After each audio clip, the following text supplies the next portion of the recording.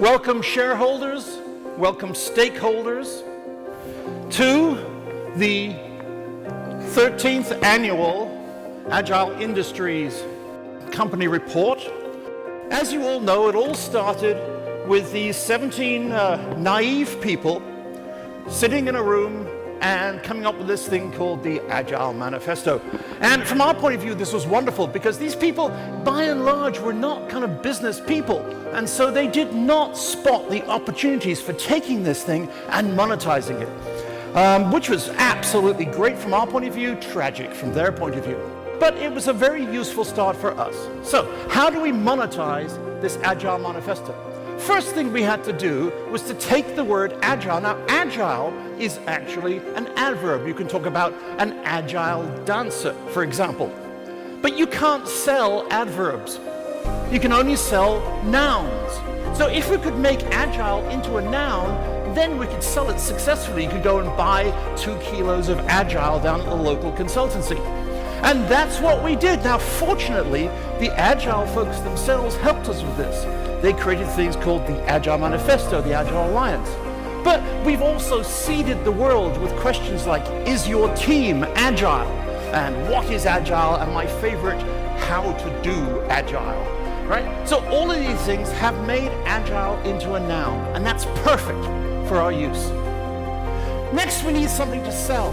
And that's easy. We sell books, we sell training, we sell consultancy, we sell the whole gamut. Basically, if you're afraid of it, we'll sell you something to fix it. Next thing we have to do is to make Agile seem very difficult.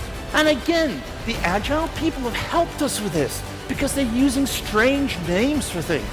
So XP, for example, came along and got everybody nervous because you did spikes. Spike, it's just another word for hacking, really. But, I mean, you know, people got nervous, we're not too sure what to do. We had scrums, we had iterations, we had Kanban, all these kind of wild things. So all of these words required at least a book each. So you can make money off that. We also defined new success criteria. Why? Because that way people would be frightened. They wouldn't know if they succeeded or not until we told them.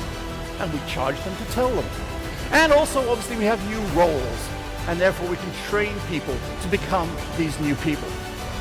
And then the last thing we have to do is to sell this to the developers. And we can do that in 2 ways. First of all, we made it cool. I mean, extreme programming. How can you get cooler than that, right? But there's a second plan that we had, and that's worked wonderfully.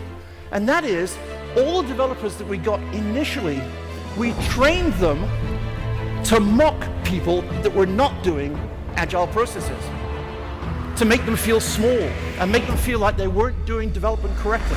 And I have to give a special shout out to our friends doing test-driven development and BDD for doing this better than any other group on the planet. So that is what we've done, our 4 steps, and I'm proud to say that mission has been accomplished. We have achieved the monetization of Agile. And I'm very proud today to announce to you the future plan of Agile Industries. Going forward, we're going to focus on larger sales. We want to go through and start obsoleting the old materials. So expect to see changes in what Agile means going forward, because that way we can retrain and recertify everybody that's already had training and certification.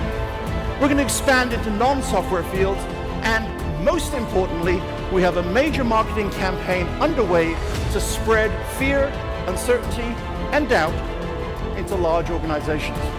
In closing, I would like to say that the future is agile, and the future is profit. Thank you all.